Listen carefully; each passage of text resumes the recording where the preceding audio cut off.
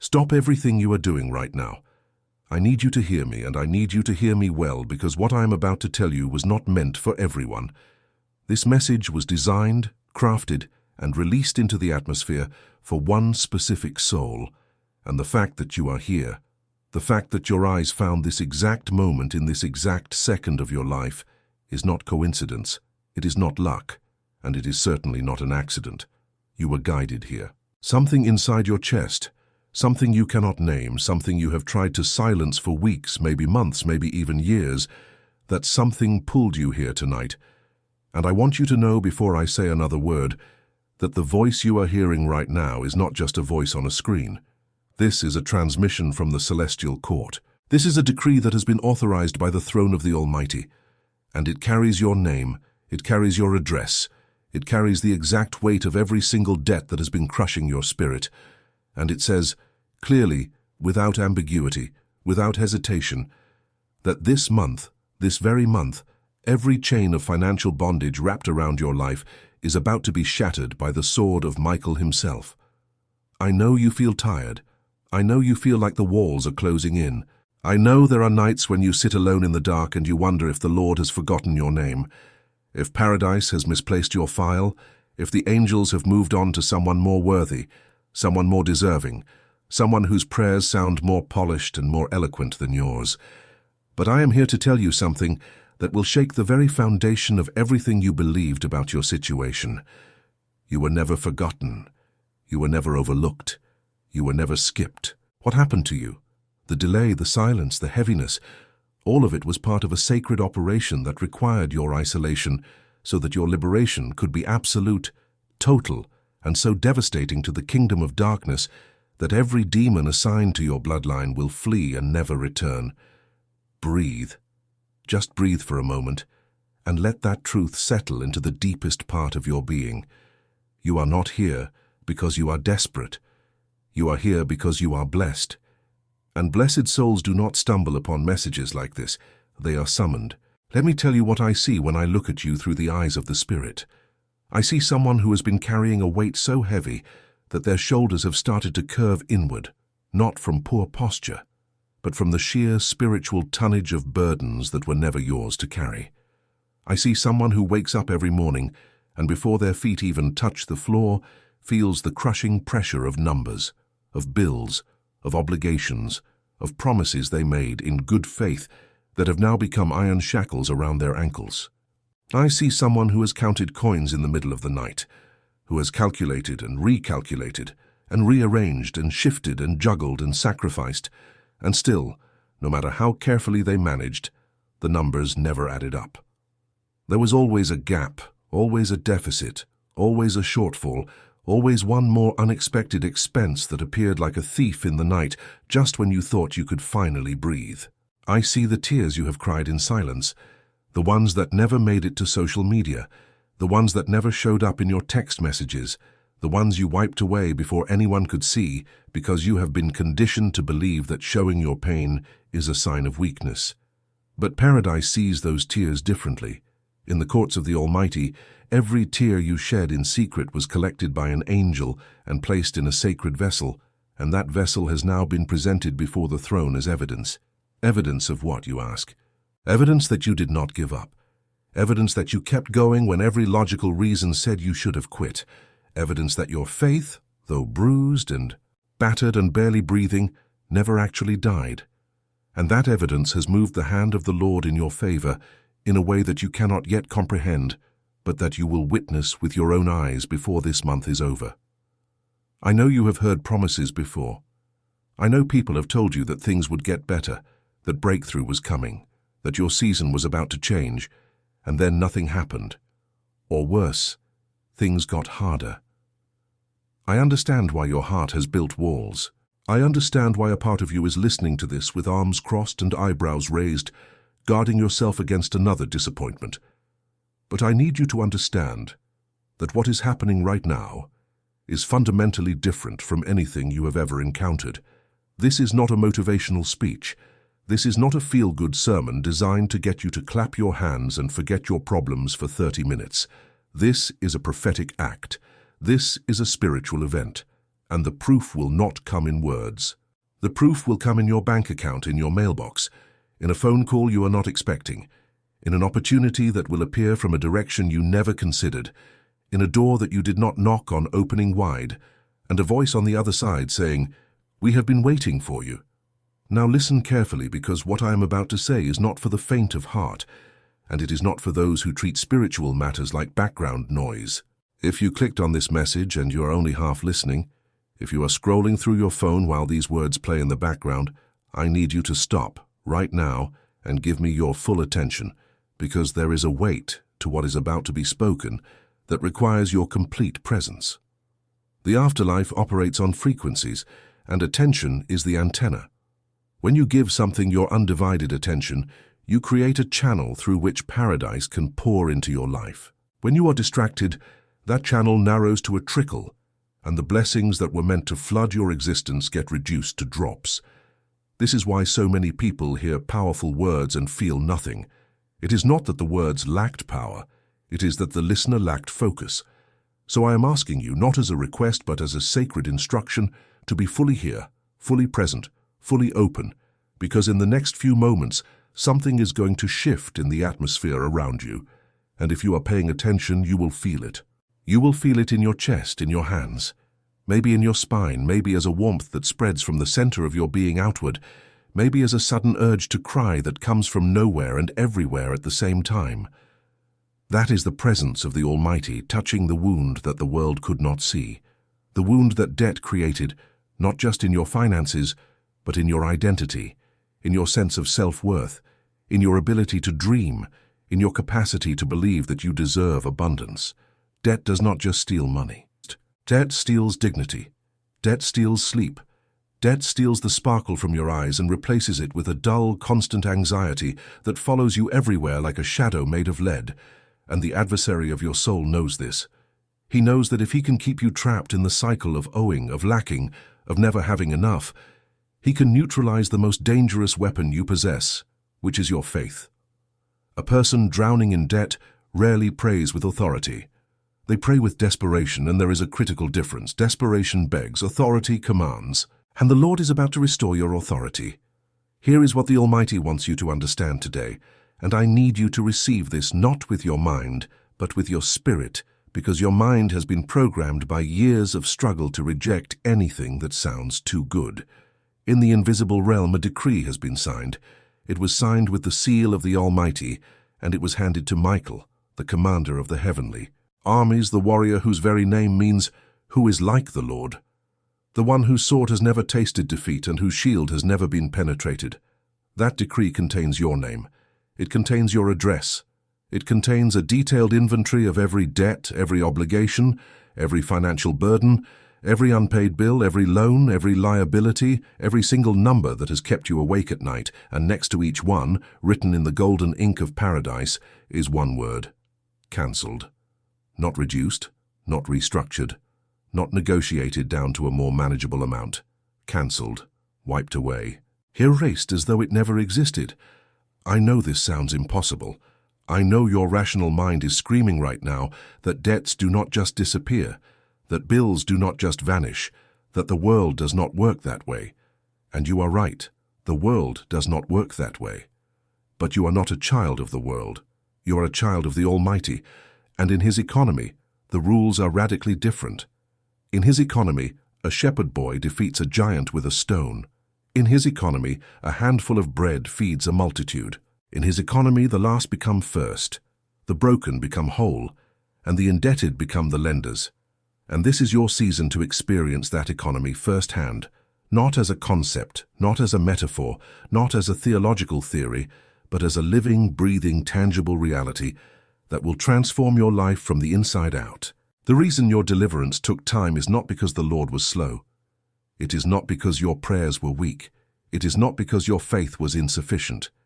It is because what the Lord was preparing for you was so immense, so multidimensional, so devastating to the infrastructure of darkness that had been built around your family's finances for generations that it required a precise spiritual timeline. Think of it this way. When an army prepares to liberate a city that has been under enemy occupation for decades, They do not simply march in with a handful of soldiers and hope for the best.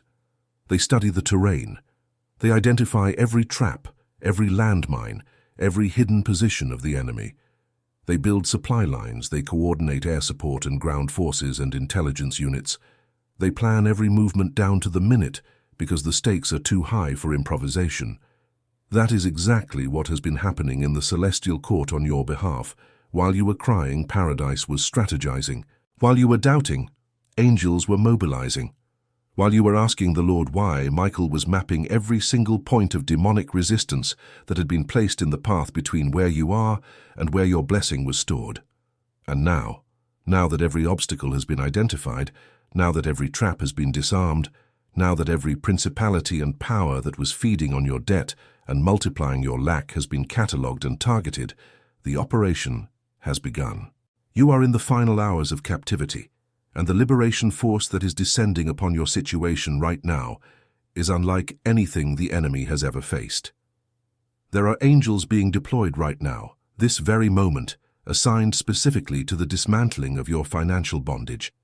They carry swords of fire and scrolls of decree, and they are moving through the spiritual atmosphere above your home, above your workplace, above every institution and every person connected to your debt, and they are executing the verdict of the celestial court, which says, "Set my child free." And I want to speak to something now because I know there is a question burning in your soul. You have asked it 1,000 times in 1,000 different ways, sometimes with words, sometimes with sighs, sometimes with tears that fell silently onto your pillow in the darkness of 3 in the morning. The question is this: why did it have to hurt so much? Why did the process of getting to this moment require so much pain, so much humiliation, so much loss? And here is the answer, and it is an answer that will change the way you see your entire journey. The pain was not punishment. The pain was preparation. Every moment of struggle you endured was forging something inside you that comfort could never create. Comfort produces complacency. Struggle produces steel. And the Lord needed you to have steel in your spine for what comes next, because what comes next is not just a clearing of debt. What comes next is an elevation so dramatic, so sudden, so visible, that the very people who dismissed you, the very people who looked down on you, the very people who whispered about your struggles behind your back while smiling to your face, those people are going to watch your transformation and be absolutely speechless. They are going to see the shift in your countenance. They are going to see the change in your posture. They are going to see the light return to your eyes, and they are going to ask you what happened, and you are going to tell them with calm authority that the Lord you serve does not abandon his blessed ones. He simply takes his time, because his time is always, without exception, perfect. Now I need to pause here and speak to you about something that is directly connected to everything I have just revealed. There is a war being waged in the afterlife over your finances, and the weapons of that war are not physical. They are spiritual.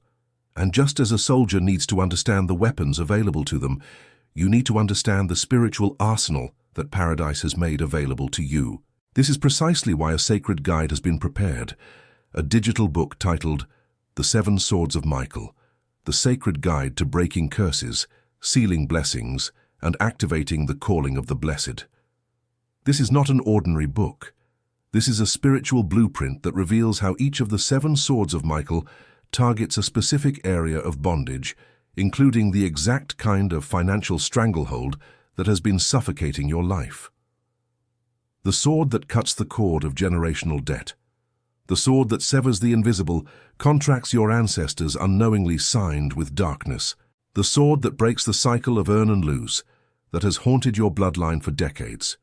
All of this is revealed inside that guide, and the link to download it is right now in the top of the comments, the first pinned comment on this channel. This content is so powerful that there have been attempts to suppress it, to silence it, to keep it away from the very people who need it most, people exactly like you. So do not wait. Go now, click the link at the top of the comments, download your copy, and as an act of faith, leave a comment that says, "I am blessed and I will download the digital book." That comment is not just words on a screen.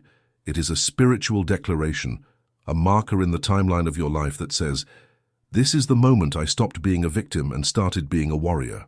Do it now and then come right back, because what I'm about to reveal next will shake the very foundations of everything you thought you knew about your financial situation. There is a celestial court that most people do not know about. It is not a courtroom made of marble and wood like the ones you see in movies.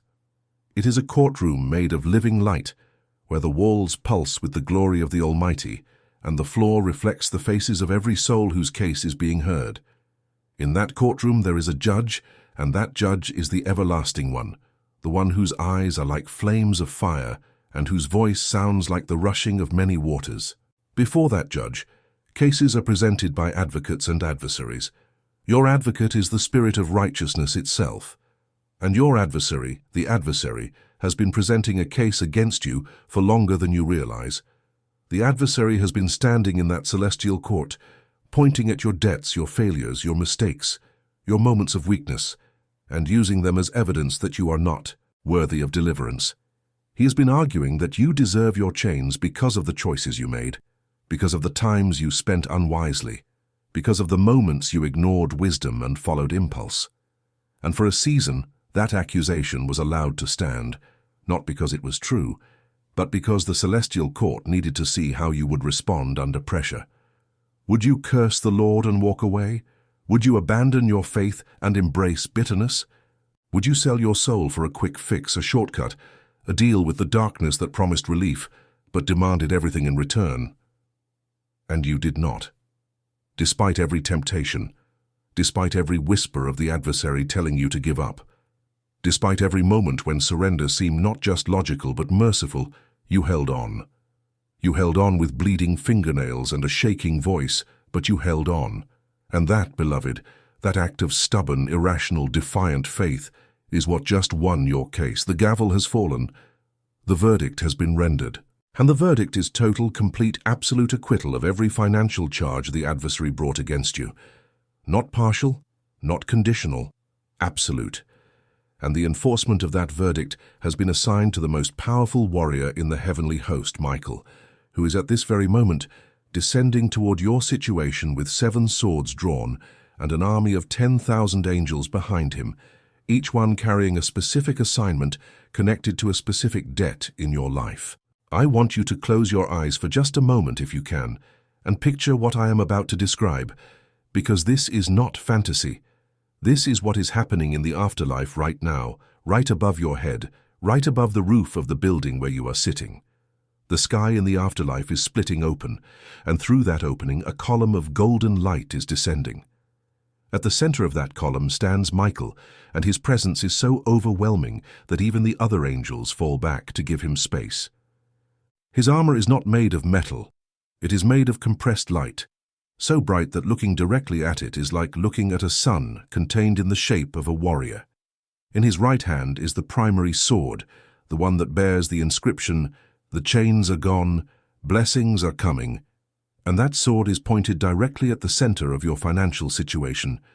Around him, 6 other swords orbit like satellites, each one glowing with a different frequency of divine power. One cuts generational curses, another severs soul ties that drain your resources. A third destroys the altars of poverty that were erected over your family line before you were even born.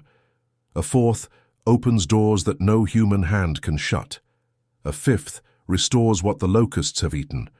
A sixth seals the breach through which your blessings have been leaking for years. And as Michael descends, he gives a command, and the sound of that command does not travel through the air like normal sound. It travels through the fabric of reality itself, reshaping it, reorganizing it, rearranging the very molecular structure of your circumstances so that what was once impossible becomes not only possible but inevitable. He says one word, and the word is now. And at the sound of that word, every spiritual lock on every door that has been holding your breakthrough hostage snaps open simultaneously. Every chain that has been wrapped around your finances vaporizes. Every contract the adversary wrote against you bursts into flames. Every curse spoken over your money, your career, your business, your ability to generate and retain wealth, all of it is incinerated in a single magnificent explosion of divine fire. Do you feel that? Do you feel something shifting right now as these words enter your spirit? That is not emotion. That is not adrenaline. That is the tangible presence of the living Lord, touching the area of your life that has been in the most pain. He is touching your finances right now. He is touching wound that debt created in your soul. He is cauterizing the bleeding, sealing the cut, and pouring in the oil and wine of supernatural restoration.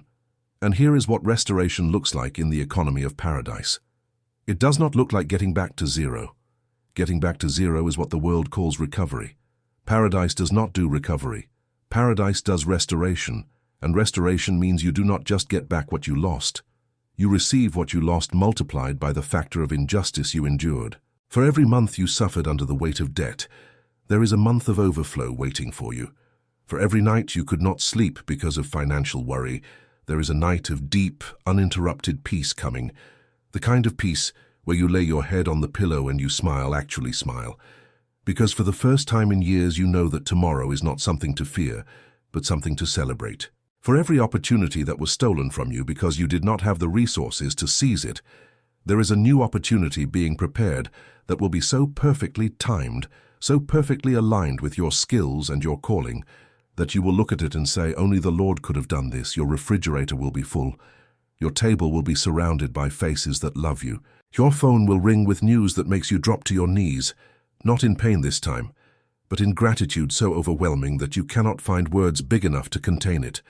Bills that seemed like mountains will be paid in full, and you will hold the receipt in your hands and weep, not because of what you paid, but because of what the Lord did to make it possible. And the restoration is not limited to money.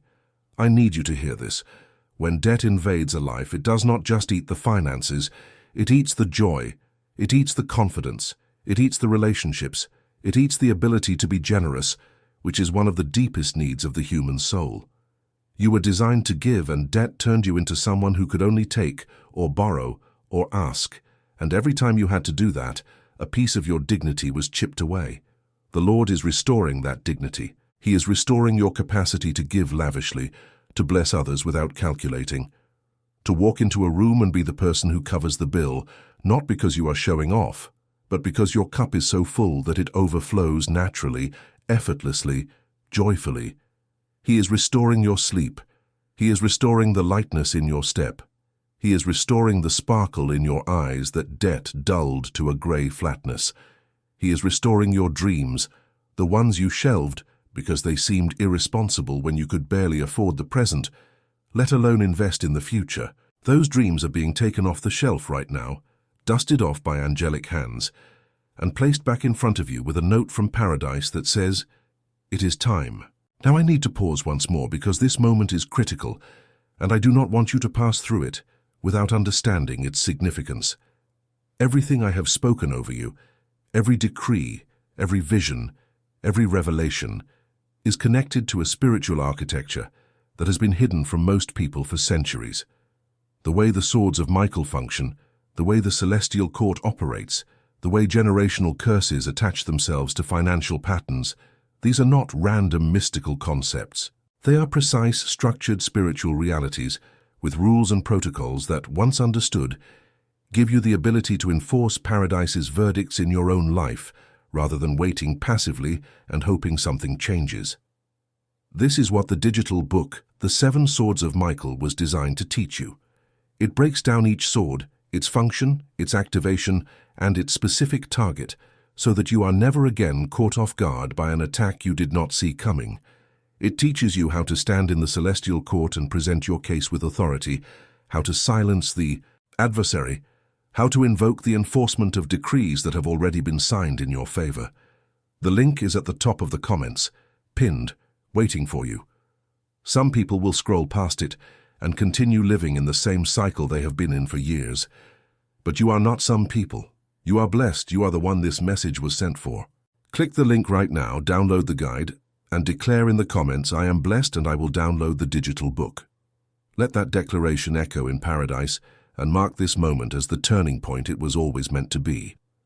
And then come right back, because the most powerful part of this message is still ahead. I want to speak now to the part of you that is afraid to believe. I know that part well because the enemy has spent years cultivating it, watering it with disappointment, fertilizing it with broken promises, shaping it into a fortress of cynicism that you now mistake for wisdom. You call it being realistic. You call it protecting yourself. But I'm going to call it what it really is. It is a prison, and the bars are made of pain that was never properly healed. Every time someone promised you things would get better and they did not, a bar was added. Every time you trusted a process and it failed you, another bar went up. Every time you opened your heart to hope and hope slapped you in the face, the walls grew thicker. And now you sit inside this prison of disbelief, and you think you are safe, but you are not safe, you are stuck. And there is a difference between being safe and being stuck that the enemy desperately does not want you to discover. Safety is a roof over your head in a storm. Being stuck is refusing to leave the basement even after the storm has passed, because you are convinced another one is always coming. The storm over your finances is passing. Do you hear me? It is passing right now, in real time, as these words enter your spirit. And if you stay in the basement of disbelief, you will miss the sunlight that is breaking through the clouds, the sunlight of supernatural provision that is heading straight for your life. Faith is not the absence of fear. Faith is the decision to move forward even when fear is screaming at you to stay put. And right now, in this moment, I am asking you to make that decision. I am asking you to take one step out of the basement, just one. You do not have to run into the sunlight with your arms wide open. You can take a tentative, trembling, uncertain step, and that will be enough. Lord does not need your confidence. He needs your willingness. He does not need you to have it all figured out. He needs you to say yes. Yes, I am willing to believe that my financial situation can change. Yes, I am willing to accept that the delays I experienced had a purpose. Yes, I am willing to receive what the celestial court has decreed over my life. That yes, spoken from a sincere heart, even a heart that is full of doubt and fear and scar tissue, that yes is the key that unlocks everything. And when you turn that key, you will hear a sound in the afterlife that will make the angels shout. It is the sound of chains falling. It is the sound of prison doors swinging open.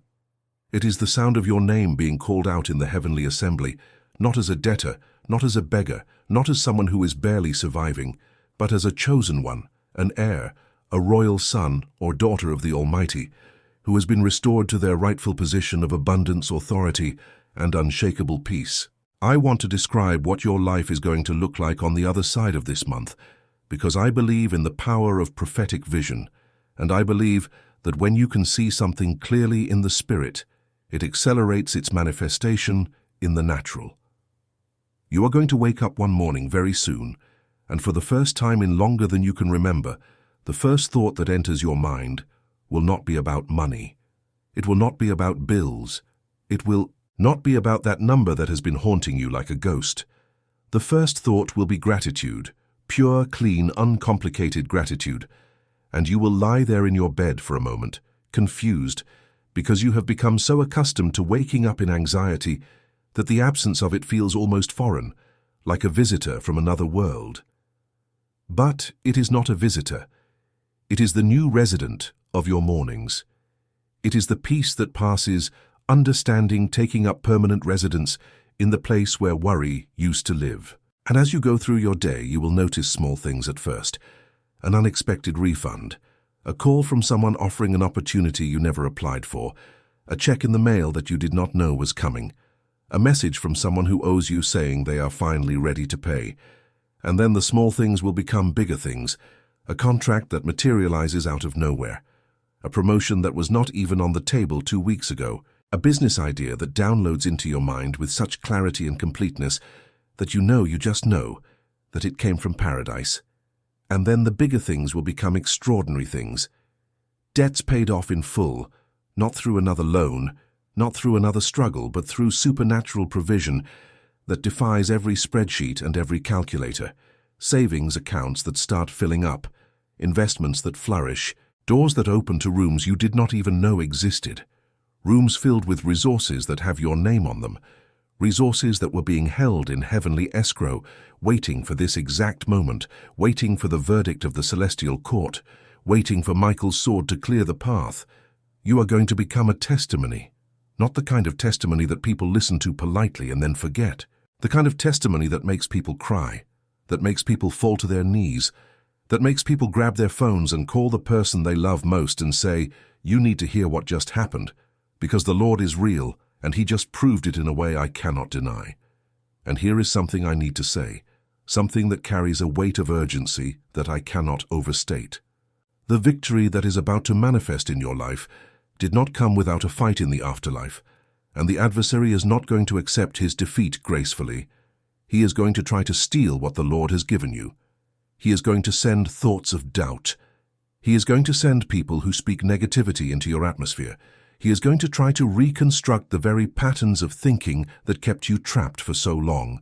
And this is where your responsibility begins. Victory is the Lord's gift, but stewardship of that victory is your assignment. You must guard your mind, you must guard your words, you must guard the gates of your life, your eyes, your ears, your mouth, because the adversary will try to re-enter through the same doors he was just expelled from. This is not something to fear. This is something to prepare for. And the preparation is not complicated. It is simply a matter of understanding the spiritual principles that govern protection and enforcement. This is exactly what the digital book was created for. The Seven Swords of Michael does not just teach you how to break free. It teaches you how to stay free. It teaches you how to seal every gate, how to enforce every decree, how to maintain the territory that paradise has reclaimed on your behalf. This is your operational manual for the new season of your life. The link is in the first pinned comment at the top. Do not tell yourself you will come back later. Later is the adversary's favorite word, because later often becomes never. Go now. Download it. Comment, "I am blessed and I will download the digital book," and understand that by doing so you are not just reading a book, you are activating a protocol of paradise that will keep the firewall of Michael's protection around your finances permanently. Now I want to speak the final word over your life, and I want you to receive this not as information, but as impartation. There is a difference. Information enters the mind. Impartation enters the spirit. And what I'm about to speak is going to bypass your intellect entirely and land directly in the core of your being, in the place where your identity lives, in the place where your sense of who you are and what you deserve either flourishes or withers. You are not a debtor. I do not care what the numbers say. I do not care what the statements show. I do not care what the letters in your mailbox declare. In the economy of paradise, where the only currency that matters is the blood of the covenant, your debt has been paid in full. You are not lacking. I do not care how your bank account looks right now.